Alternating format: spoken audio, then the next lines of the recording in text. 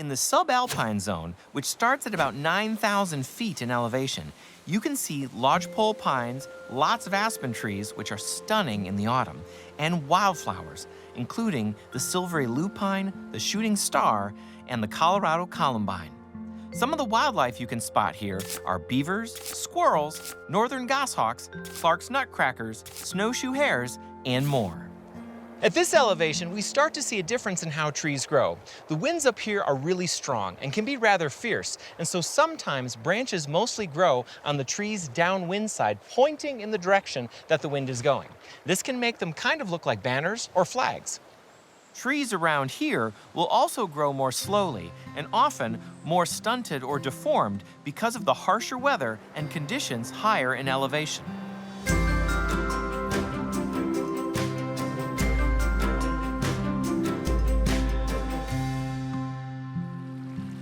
We've been hiking for a while, so it's time to stop and rest for a minute.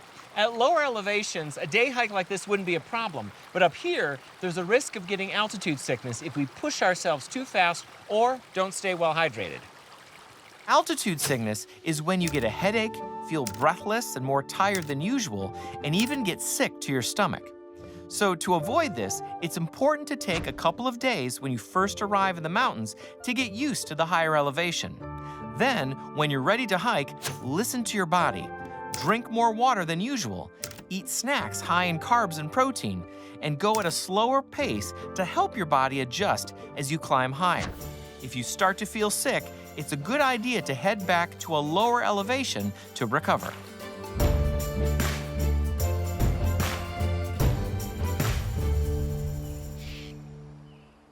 Hey, do you see that big blue bird over there? It's not an eastern bluebird or a blue jay like I'm used to seeing. This is a beautiful Steller's jay, a member of the crow kind.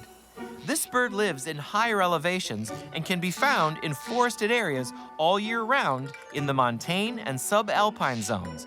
It is the only crested jay west of the Rocky Mountains. Most jaybirds live in large family groups for part of the year, but Steller's jays are solitary, only seen in groups of 2 during the nesting season. Like other jays, they're rather loud birds, both during the day and at night, except when they're nesting, so they don't attract attention from predators. They have a wide variety of calls, including a typical harsh jay call, one that sounds like metal creaking, and even one that sounds like a whistle. They are quite intelligent and can imitate other bird sounds, as well as squirrels and cats. Steller's jays are omnivores, meaning they can eat both plants and animals. They prefer a diet of seeds, nuts, fruit, and insects. Steller's jays are bold and have no problem approaching people at picnic areas and campgrounds to get food.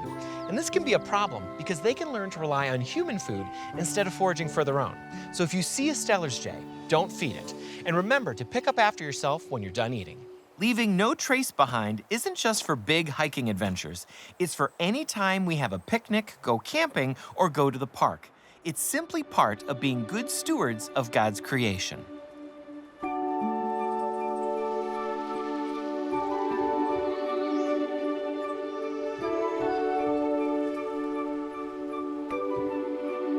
Looking out at a beautiful and peaceful scene like this reminds me of what missionary and author Elizabeth Elliot once said.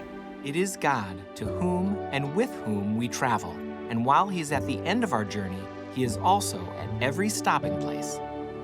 I really love that because at every stop we make on a hike, we can be reminded that God is with us by just looking out at the beauty and majesty of His creation.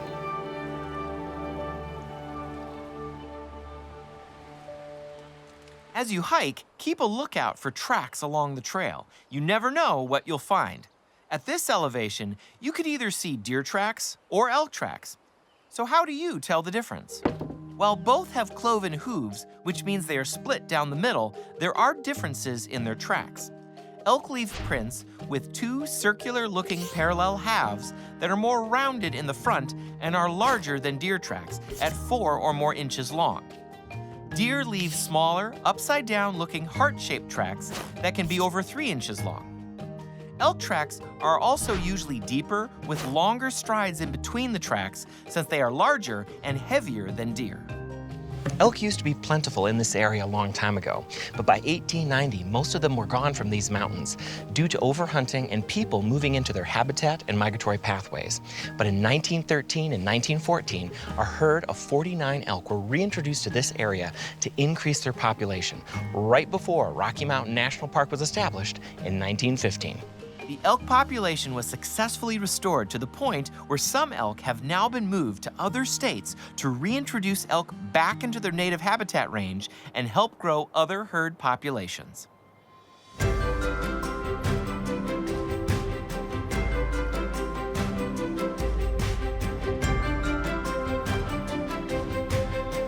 Well, here we are now in the Alpine Zone, starting at over 11,000 feet in elevation. A little over 1/3 of Rocky Mountain National Park is in the Alpine Zone, and this is where we see the most extreme and dramatic changes in the habitat. This elevation is the most distinct aspect of Rocky Mountain National Park and is called the land above the trees because we're so high up that trees cannot grow here. You will, however, see amazing and brilliant flowers, dwarfed plants, wide open sky, and a harsher tundra-like climate. This is a land of extremes. Cushion plants grow in thin soil and look like they're hugging the ground to escape the year-round cold temperatures and the strong winds that can blow more than 100 miles per hour with gusts of over 200 miles per hour. Many of the flowering plants in this alpine tundra habitat have dense hairs on their stems to help protect them from the strong winds. Other plants have red-colored pigments that they use to convert the sun's rays into heat. While most alpine plants are perennials, which means growing and blooming every spring, they have a short growing season of only 6 to 8 weeks in this high elevation. The grasses and sedges that grow around here provide food for the deer, elk, and other animals that forage in this harsh habitat. Shh, look right over there. It's one of the cutest mountain animals you're ever going to see, the Pika. Not a lot grows up here in the Alpine Zone because of the lack of oxygen, plant life, and water. But these little members of the rabbit family love it. They are pretty tiny, only about 6 or 7 inches long, and they weigh just 4 to 7 ounces, which is about as much as a medium-sized apple. They have round bodies, rounded ears, a tail so short you don't normally see it, and curved claws and padded toes that help them scamper over the rocks. They live in colonies and can be found in North America, parts of Eastern Europe, and in the mountains of Eurasia. These little guys are always busy and have a high metabolism, which means they need to eat a lot to fuel their bodies, sometimes eating 9 meals a day. Pikas are one of the few mammals in the lower 48 states that can survive their entire lives in the Alpine Zone. Because they do not hibernate in the wintertime, they work hard to gather food during the summer. They use their chisel-like incisor teeth to cut or eat stems, leaves, shrubs, conifer needles, and clover. When a Pika collects plants, they lay them out on rocks to cure and dry out to preserve them in the sun in what are called haystacks. Once dried, they store the plant material in their burrows and under the rocks in different places for their winter haystack stashes of food. A Pika's winter haystack can be large enough collectively to fill a bathtub. Pikas even gather and eat highly toxic plants in their haystacks. The poisonous plants they collect help to preserve the other stored plant material, and over time, the toxic plants become tolerable for them to eat too. In the wintertime, they keep foraging for food when it's not too cold or snowy for them, or they'll burrow under the snow to stay sheltered and warm. But the cold doesn't slow them down. They'll take up to 100 trips a day to their different haystacks for food. Even though they are tiny, they are mighty and extremely territorial, especially about their haystacks. Pikas have excellent hearing and vision to help keep them safe from predators like eagles, weasels, coyotes, martens, and hawks. When a predator is near, they will give a high-pitched call or whistle that warns other Pikas to scurry and hide. Pikas are very vocal critters. They use calls and squeaks to communicate with one another, and when the male is attracting a mate, he'll even sing to the female. Pikas can be hard to spot, however, because the coloration of their fur helps them camouflage and blend in perfectly with the alpine terrain.